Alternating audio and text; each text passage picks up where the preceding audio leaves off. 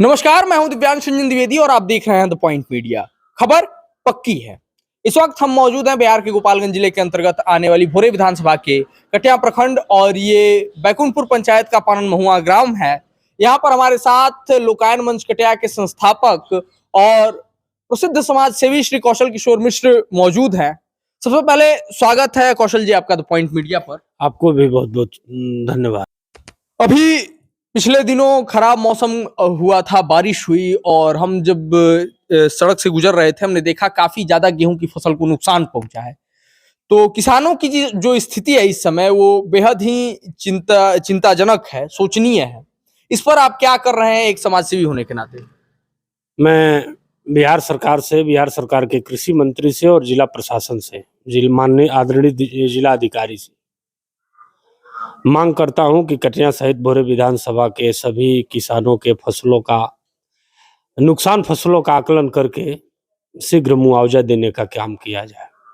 अक्सर ये कहा जाता है कि नुकसान जो ओलावृष्टि से या सूखे से जो फसल का नुकसान होता है उसके आकलन की प्रक्रिया इतनी लंबी चलती है कि 2-2, 3-3 साल बीत जाते हैं और हताशा में किसानों को आत्महत्या करने तक की नौबत आ जाती है। इस पर आपका क्या कहना है?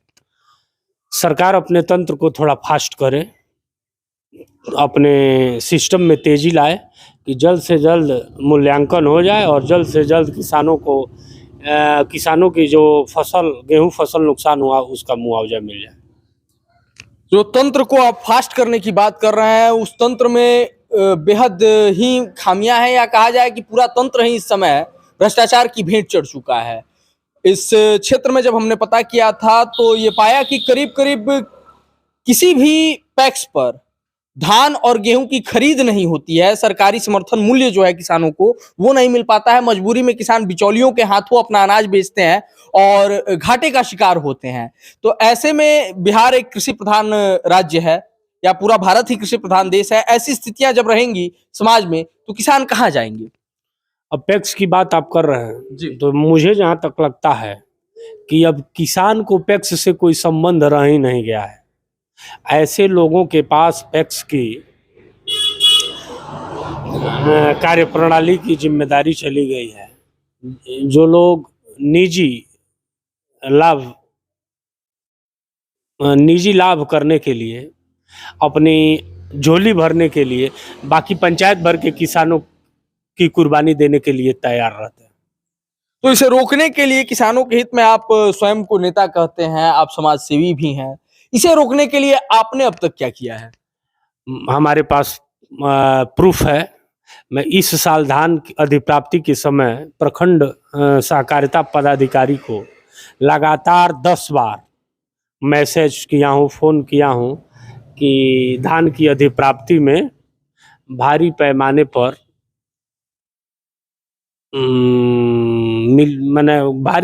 पर गड़बड़झाला किया जा रहा है। तो परिणाम क्या निकला उसका?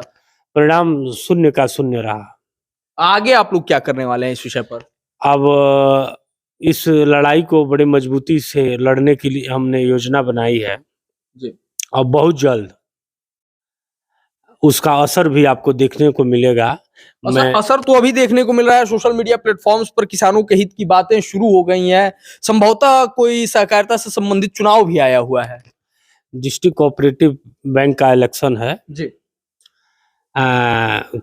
गोपालगंज के सहकारिता के जनक स्वर्गीय श्री नगीना बाबू जो आज नहीं है, मैं उनको श्रद्धांजलि देता हूं और उन्हीं के पुत्र आदरणीय श्री महेश राय जी चुनाव लड़ रहे हैं जैसा हमने सुना है।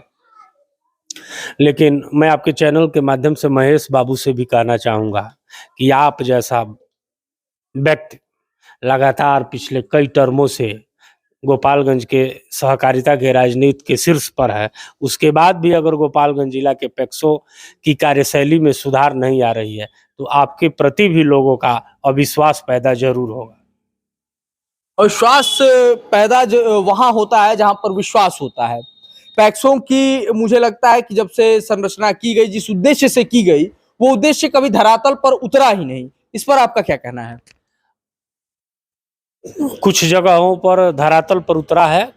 बहुत ऐसे पैक्स हैं जो बड़े जानदार और शानदार तरीके से अपना काम कर रहे हैं।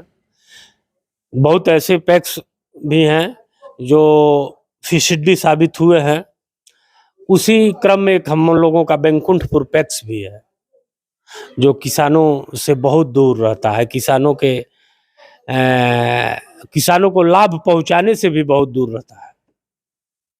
तो आप इसी पंचायत के निवासी हैं, आपकी राजनीति इसी पंचायत से संबंधित है। आपने इसको रोकने के लिए अब तक कोई प्रयास क्यों नहीं किया, या पैक्स को किसानों के पास लाने का प्रयास क्यों नहीं किया? मैं पूरे कटिया प्रखंड के धान अधिप्राप्ति की सूची को मंगवाई है और उस पूरे विषय को ले मैं पत्र के माध्यम से निगरानी विभाग को भेजने का काम कर रहा हूं। आज नहीं तो कल इंक्वायरी होगी, जो भी लोग दोषी पाए जाएंगे निश्चित रूप पर मुझे बिहार सरकार के निगरानी विभाग पर विश्वास है कि उन लोगों पर कार्रवाई होगी। उन लोगों की आज नहीं तो कल खटिया खड़ी होगी। बाबा नागार्जुन ने कभी कहा था कि एक आदमी रोटी बेलता है, एक आदमी रोटी खाता है। इनके अलावा एक तीसरा आदमी भी है जो न रोटी बेलता है न रोटी खाता है, वह सिर्फ रोटी से खेलता है। मैं पूछता हूं वह तीसरा आदमी कौन है? मेरे देश की संसद मौन है।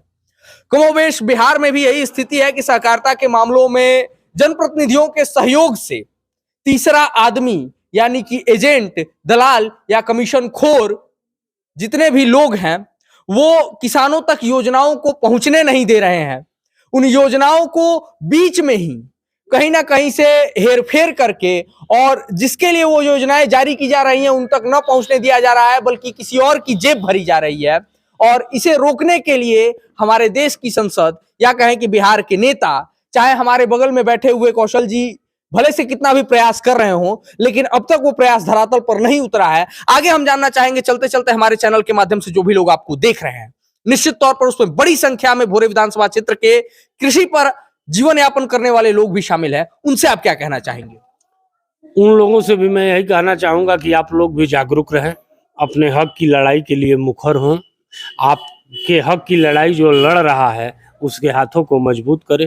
आने वाले दिनों में एक एक लाभ निश्चित रूप से भोरे विधानसभा के सभी किसानों को मिलेगा।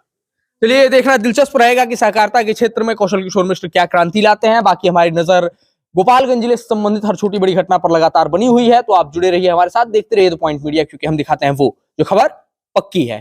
कैमरा पर्सन प्रवीण के साथ मैं Divyansh Dwivedi, the point media.